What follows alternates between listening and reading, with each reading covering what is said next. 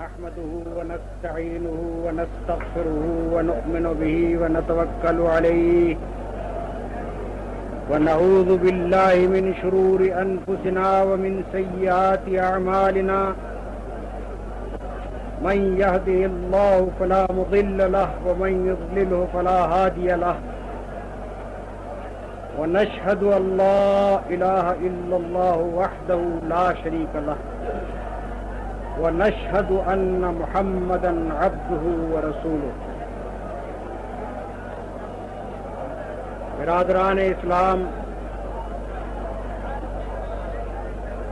اللہ تعالی نے ہم پر کوئی عبادت ایسی فرض نہیں فرمائی ہے جس میں بے شمار روحانی، اخلاقی، اجتماعی اور مادی فوائد نہ ہوں. ظاہر بات ہے کہ اللہ تعالیٰ کو معاذ اللہ اپنی ذات کے لیے کسی کی عبادت کی حاجت نہیں ہے. جو عبادت بھی اس نے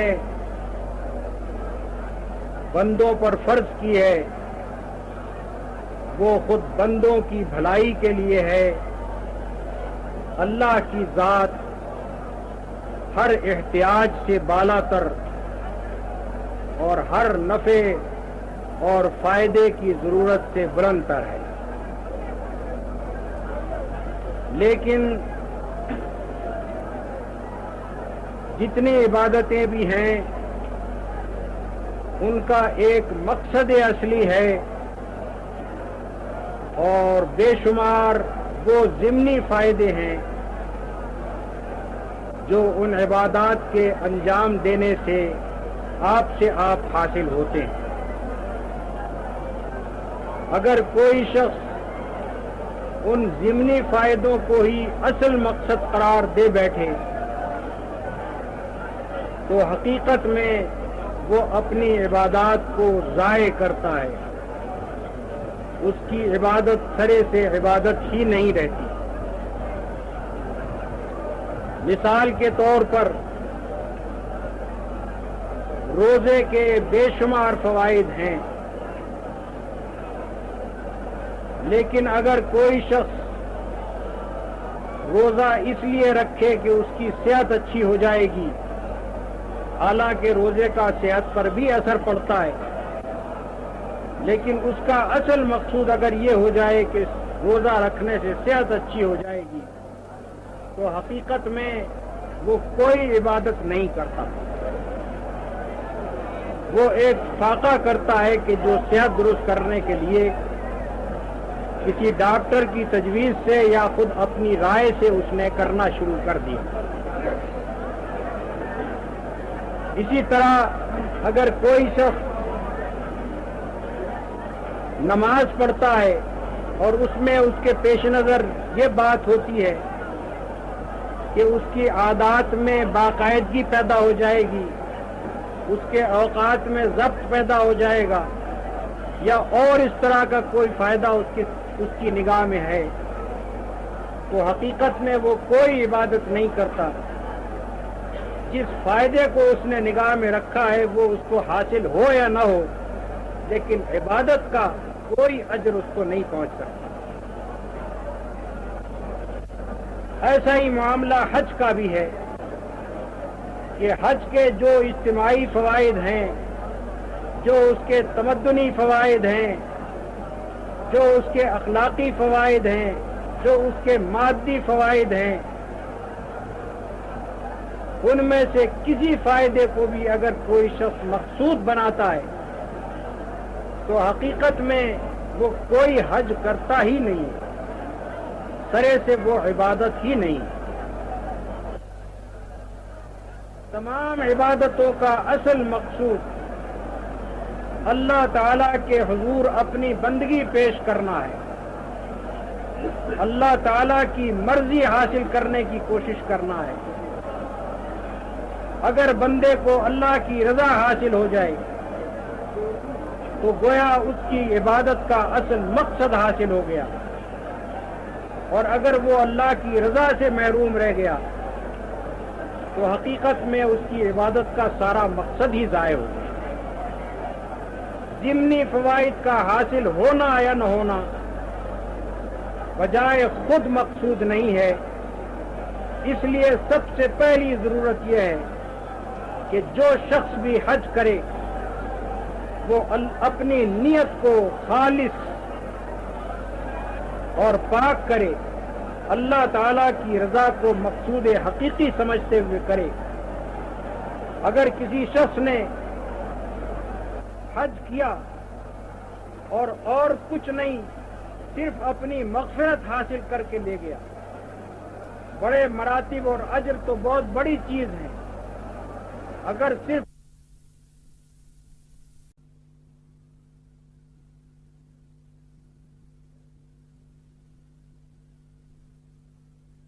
ضمنی فوائد کا حاصل ہونا یا نہ ہونا بجائے خود مقصود نہیں ہے، اس لیے سب سے پہلی ضرورت یہ ہے کہ جو شخص بھی حج کرے وہ اپنی نیت کو خالص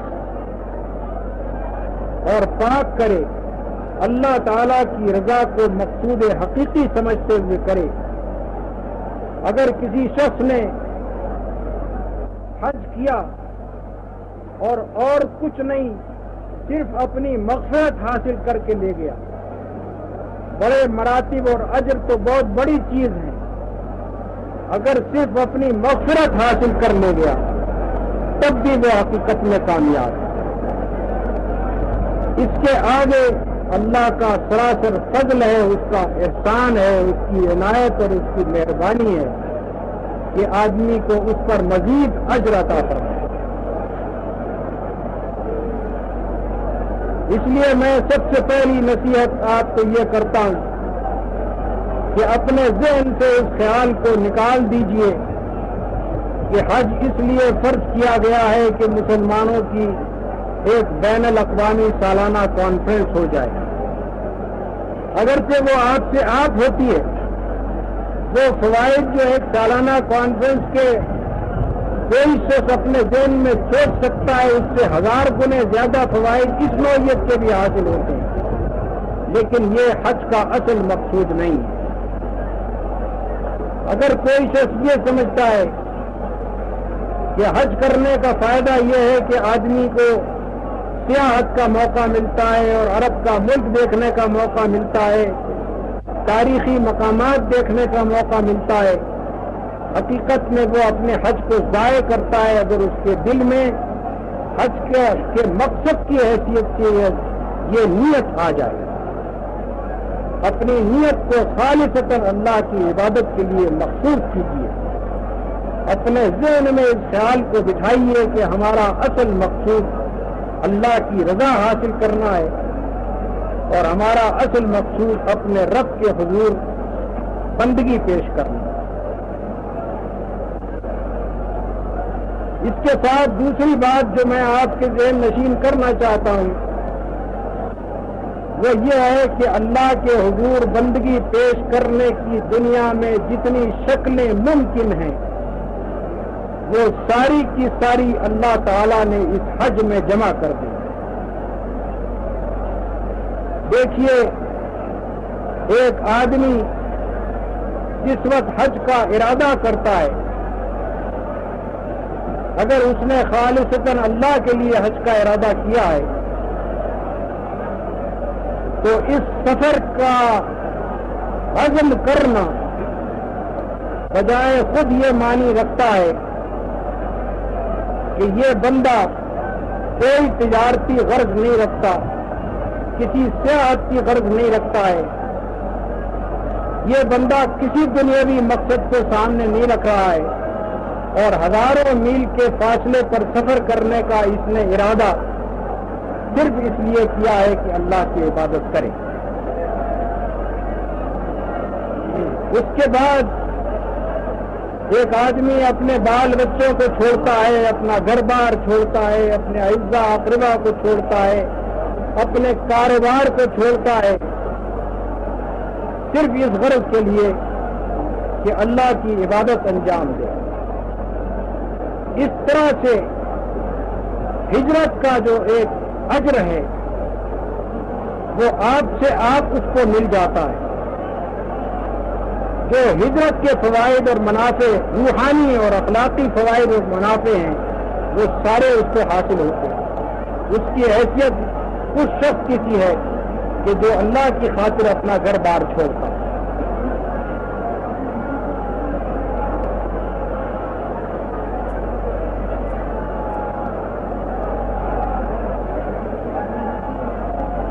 اس کے بعد وہ شخص اپنا کافی روپیہ خرچ کرتا ہے اس غرض کے لیے کہ حج کے سفر کی ضروریات مہیا کرے, حج کے سفر کے مصارف ادا کرے. مثلا ہمارے اپنے ملک سے آنے والوں کو کم از کم 2,500-3 ہزار روپیہ خرچ کرنا ہوتا ہے. ممکن ہے کہ دنیا کے دوسرے دور دراز حصوں سے آنے والوں کو اس سے اور بھی زیادہ خرچ کرنا ہوتا ہے. یہ سارے مصارف جو وہ ادا کرتا ہے یہ انفاق فی سبیل اللہ کی تعریف میں آتے ہیں. وہ دوسری عبادت ہجرت کے بعد دوسری عبادت جس کا اس کو اجر حاصل ہوتا ہے وہ اللہ کی راہ میں مال خرچ کرنا. انفاق فی سبیل اللہ کا اجر بھی اس کو ملتا ہے. پھر جب وہ مکہ معظمہ پہنچتا ہے تو اس جگہ جتنی اقسام کی عبادات ہیں وہ ساری کی ساری وہ انجام دیتا ہے.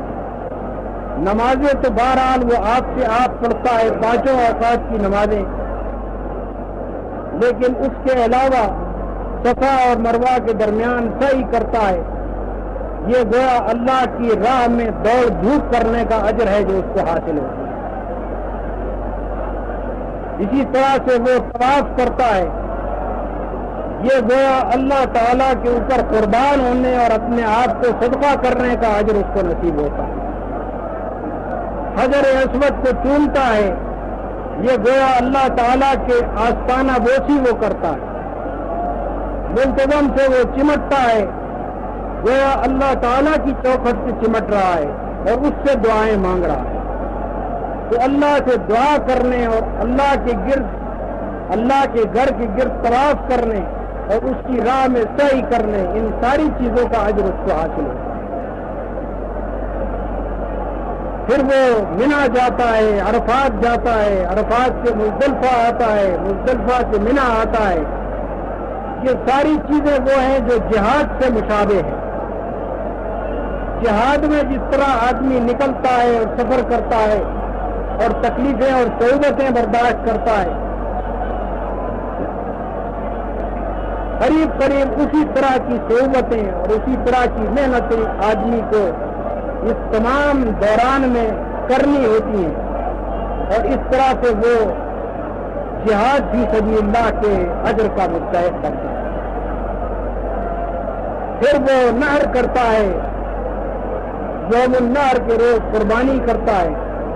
یہ مزید قربانی کا اجر اس کو حاصل ہوتا ہے. اس طرح حج جامع عبادات ہے. جتنی ممکن قسم کی عبادتیں دنیا میں آج تک انسانوں نے کسی معبود کی ہیں وہ ساری عبادتیں صرف اللہ تعالیٰ کے لیے خاص کرتے ہوئے ایک بندہ یہاں انجام دیتا ہے. اور اسی بنا پر کہا گیا ہے کہ حج سب سے بڑی عبادت ہے. یہ عبادت انجام دے کر اگر کوئی شخص مغفرت حاصل کر لے تو حقیقت میں اس نے بہت بڑی کامیابی حاصل کی. اور مغفرت کی حد تک حج کا فائدہ حاصل کرنے کے لیے ضروری ہے کہ آپ بے عیب حج کریں. حج کے اندر جتنی برائیاں ہو سکتی ہیں ان سب سے پرہیز کریں. غیبت سے پرہیز کیجیے, گالی دینے سے پرہیز کیجیے, جھگڑا کرنے سے پرہیز کیجیے, سب سے بڑی جو آدمی کو مشقت پیش آتی ہے حج میں وہ یہ ہے کہ لوگوں کا ازدحام ہے، ہزاروں لاکھوں آدمی ایک جگہ جمع ہیں، اس کے اندر ہر وقت اس بات کا موقع پیش آتا ہے کہ ایک انسان کو دوسرے انسان سے دانستہ یا نادانستہ کوئی تکلیف پہنچ جائے، یا ایک انسان کو زحمت پیش آئے اپنا کوئی کام انجام دینے میں۔ ایسے موقعوں پر اپنے نفس کو ضبط کرنا، غالم گلوچ سے اور دنگے و فساد سے اور جھگڑے سے پرہیز کرنا، اس امر کی کوشش کرنا کہ ہماری ذات سے کسی شخص کو تکلیف نہ پہنچے، اور دوسرے کی ذات سے اگر ہم کو تکلیف پہنچ گئی ہے تو ہم صبر کے ساتھ اس کو برداشت کریں۔ یہ کم سے کم وہ چیز ہے کہ جو آدمی کے حج کو بے عیب بناتی ہے، اور اسی لیے اللہ تعالیٰ نے فرمایا ہے کہ لا رفث ولا فسوق ولا جدال فی الحج۔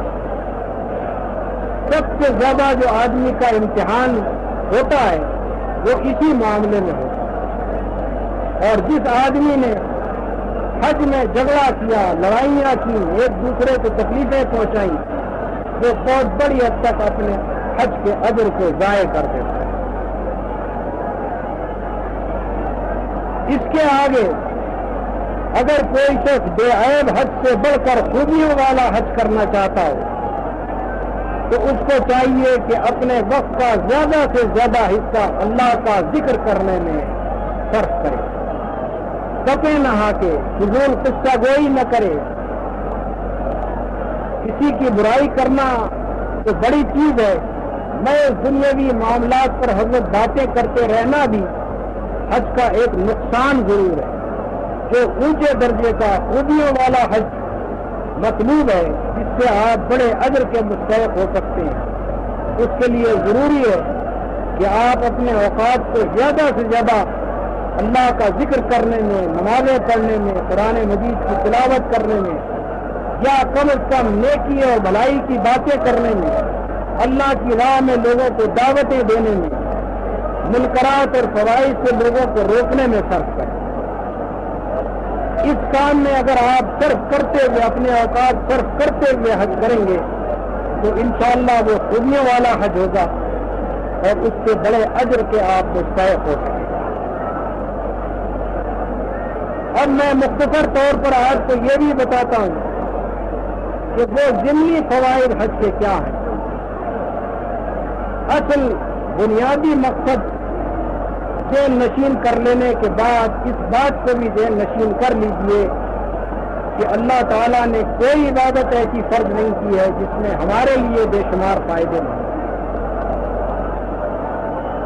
حج کا جو بہت بڑا فائدہ ہے اجتماعی طور پر وہ یہ ہے کہ مسلمانوں کے اندر عالمگیر اخوت اور عالمگیر برادری اور عالمگیر مساوات پیدا ہوتی ہے۔ اسی خانہ کعبہ کے دروازے پر رسول اللہ صلی اللہ علیہ وسلم نے فتح مکہ کے موقع پر یہیں کھڑے ہو کر یہ اعلان فرمایا تھا کہ اے قریش کے لوگوں، اللہ نے تمہاری نخوت دور کر دی، اب نسبوں کے لیے اور خاندانی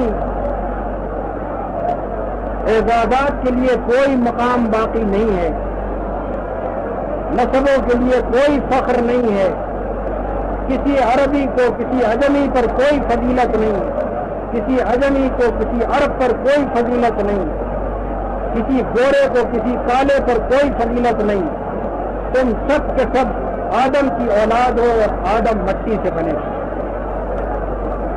اس جگہ رسول اللہ صلی اللہ علیہ وسلم نے اعلان فرمایا تھا، اور اس جگہ سب سے بڑھ کر اس بات کا مظاہرہ ہوتا ہے کہ تمام انسان یکساں ہیں۔ آپ دیکھیے کہ یہاں آتے ہی بلکہ یہاں اس خانہ کعبہ سے میلوں دور میقات پر پہنچتے ہی ایک آدمی کو اپنے کپڑے اتار کر احرام کا لباس پہن لینا پڑتا، کوئی افریقہ سے آ رہا ہو یا امریکہ سے آ رہا ہو یا ایشیا کے کسی دور دراز گوشے سے آ رہا ہو یا یورپ سے آ رہا ہو، جہاں سے بھی وہ آ رہا ہو، اپنے تمام قومی لباس لوگوں کو اتار دینے ہوتے ہیں اور صرف ایک احرام پہن لینا ہوتا ہے۔ اس طرح سے لباسوں کے اختلافات سے جو قومی امتیازات پیدا ہوتے ہیں وہ یکلخت ختم کر دیے جاتے ہیں۔ تمام مسلمان ایک ہی لباس میں خانہ کعبہ میں حاضر ہوتے ہیں، تمام مسلمان ایک ہی لباس میں حج کرتے ہیں۔ اس طرح سے ایک ایسی وحدت پیدا ہوتی ہے جو دنیا کی کسی دوسری تدبیر سے پیدا نہیں کی جا سکتی۔ تقریروں سے وہ وحدت پیدا نہیں ہوگی جو اس عمل سے پیدا ہوتی ہے۔ دنیا کے ہر حصے سے لاکھوں مسلمان آتے ہیں اور وہ سارے کے سارے میقاتوں پر پہنچ کر یکلخت تمام قومی لباسوں کو چھوڑ کر ایک لباس اختیار کریں۔ پھر یہ محض عالمگیر اخوت ہی پیدا نہیں کرتا، مساوات بھی پیدا کر دیتا۔ بڑے سے بڑا رئیس، کوئی فیلڈ مارشل ہو، کوئی صدر کہیں کا ہو، کوئی بادشاہ کہیں کا ہو، ہر ایک کو وہی ایک لباس پہننا ہوتا، وہی ایک چادر باندھے گا اور وہی ایک اوپر سے اوڑھے گا۔ کوئی امتیازی شان کسی کی باقی نہیں رہتی۔ امیر اور غریب سب یکساں ہو جاتے ہیں، حاکم اور محکوم سب یکساں ہو جاتے ہیں۔ اللہ کے دربار میں پہنچ کر کسی کی کوئی حیثیت بندے خدا ہونے کی سوا باقی نہیں رہتی۔ اس طرح سے جو مساوات قائم کی جاتی ہے اس کی کوئی نظیر دنیا میں نہیں ہے۔ دنیا کے کسی دین میں اور کسی اجتماعی مسلک میں کہیں بھی ایسی تدبیر موجود نہیں ہے کہ تمام لوگوں کو بیک وقت ایک سطح پر لا کر کھڑا کر دیا۔ یہ چیز بھی حج کی ایک ایسی بے نظیر چیز ہے جس کے متعلق اگر آدمی جس پر غور کرے تو اس کو محسوس ہوگا کہ یہ اللہ تعالیٰ کی حکمت کے سوا اور کسی چیز کا نتیجہ نہیں ہے۔ کوئی انسان ایسا نسخہ تجویز نہیں کر سکتا تھا انسانوں کو ایک سطح پر لانے کا اور انسانوں کے اندر ایسی مساوات قائم کر دینے کا۔ یہی مطاف ہے جہاں آپ حج کرتے ہیں، اسی مطاف میں قبیلے غسان کا بادشاہ حضرت عمر کے زمانے میں آیا اور یہاں طواف کرتے ہوئے اس کی چادر پر ایک بدو کا پاؤں پڑ گیا اور اس بادشاہ نے اس بدو کے ایک تھپڑ مارا۔ حضرت عمر رضی اللہ تعالی عنہ کے پاس جب یہ معاملہ گیا تو حضرت عمر نے فرمایا کہ یہ بدو اب اس بادشاہ کے تھپڑ مارے۔ حضرت عمر کا فیصلہ یہ تھا کہ اس بدو سے اس بادشاہ کو تھپڑ لگانا چاہیے۔ کیوں؟ اس لیے کہ یہاں آ کر بھی تیرے دماغ میں اپنی بادشاہی کا غرور اور فخر باقی رہ گیا، یہاں تو نے اپنے آپ کو بدو سے بالا کر سمجھا۔ یہ ہے وہ مساوات کے جو حج قائم کرتا ہے۔ یہاں اب بھی آپ دیکھ لیں، بڑے سے بڑا رئیس اور غریب سے غریب آدمی ایک ہی طرح سے دھکے کھاتا ہوا طواف کرتا ہے، ایک ہی طرح سے دھکے کھاتا ہوا حرم میں آتا ہے۔ غریب سے غریب آدمی بڑے سے بڑے رئیس کو دھکا دیتا ہے یہاں، اور اس رئیس کو دھکا کھانا پڑتا ہے۔ جس جگہ کسی شخص کو نماز کی جگہ مل جائے وہیں وہ پڑھتا ہے۔ کوئی رئیس، کوئی فرما روا ایسا نہیں ہے جس کے لیے زبردستی آگے جانے کا راستہ بنایا جا سکتا ہے، اور اگر کوئی بناتا ہے تو غلطی کرتا ہے، اگر کوئی بناتا ہے تو جرم کرتا ہے۔ پھر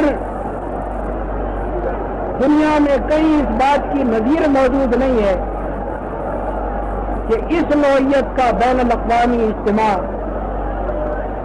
کسی قوم میں، کسی ملت میں ہوتا ہو۔ ہزارہا برس کے بعد انسان لیگ آف نیشنز اور یونائٹڈ نیشنز بنانے پر آیا ہے، لیکن وہاں جو عالمگیر اجتماع ہوتا ہے وہ سیاسی لیڈروں کا ہوتا ہے، حکمرانوں کا ہوتا ہے، قوموں کے نمائندوں کا ہوتا ہے، جو ایک دوسرے کے مقابلے میں مفاد اور اغراض کی کشمکش کرتے ہیں۔ اس کا نام بین الاقوامی اجتماع نہیں ہے۔ بین الاقوامی اجتماع یہ ہے جو حج میں ہو رہا ہے کہ اس کے اندر دنیا کی تمام قوموں کے عام آدمی کھنچ کر آتے ہیں اور عام آدمی ایک دوسرے کے ساتھ جمع ہوتے ہیں۔ یہاں نمائندے نہیں آتے، یہاں حکمران نہیں آتے، یہاں پارلیمنٹوں کے ممبر نہیں آتے، یہاں حکومتوں کے بھیجے ہوئے لوگ نہیں آتے، یہاں عام انسان آتے ہیں اور دنیا کی ہر قوم کے عام انسان دوسرے عام انسانوں سے ملتے ہیں۔ آخری بات جو میں آپ سے عرض کروں گا وہ یہ ہے کہ خانہ کعبہ کی مثال وہی ہے جو انسان کے جسم میں دل کی ہوتی ہے۔ انسان کے جسم میں دل کا مقام یہ ہے کہ وہ رگ رگ سے خون کھینچ کر اپنی طرف لاتا ہے اور پھر اس کو پمپ کر کے انسان کے جسم کی رگ رگ میں واپس پہنچاتا ہے۔ ایسا ہی عمل خانہ کعبہ کرتا ہے کہ ہر سال دنیا کے ہر گوشے سے مسلمانوں کو یہ کھینچ کر لاتا ہے اور پھر ہر گوشے میں مسلمانوں کو واپس پہنچاتا ہے۔ اس دل کی یہ دھڑکن جب تک دنیا میں ہو رہی ہے دنیا کی کوئی طاقت اسلام کو نہیں مٹا سکتی۔ یہ ایک ایسی تحریک ہے کہ جو ہر سال اسلام کی روح کو مسلمانوں کے اندر تازہ کرتی ہے، جو ہر سال مسلمانوں کو کھینچ کر بلا کر ایک جگہ جمع کرتی ہے، ایک دوسرے کے ساتھ ملا کر ان کو ایک دوسرے کے ساتھ عبادت کروا کر اور اس عبادت کے دوران میں تمام اسلامی جذبات کو تازہ کر کے اسلامی روح ان کے اندر پھونک کر انہیں پھر واپس بھیجتی ہے۔ انسان کے جسم میں جس طرح سے کہ دل جب تک کہ دھڑکتا رہتا ہے انسان کا جسم زندہ رہتا ہے، دل کی دھڑکن بند ہوتے ہی انسان ختم ہو جاتا ہے۔ اسی طرح سے یہ حج جو ہے یہ حقیقت میں دنیا اسلام کے دل کی دھڑکن ہے کہ جو خون کو کھینچ کر لا رہی ہے اور پھر واپس پہنچا رہی ہے۔ انشاءاللہ قیامت تک اس دل کی یہ دھڑکن باقی رہے گی اور انشاءاللہ قیامت تک اسلام قائم رہے گا اور دنیا کی کوئی طاقت اپنا کتنا ہی زور خرچ کر لے اسلام کو دنیا سے نہیں مٹا سکے۔ وآخر دعوانا الحمد للہ رب العالمین۔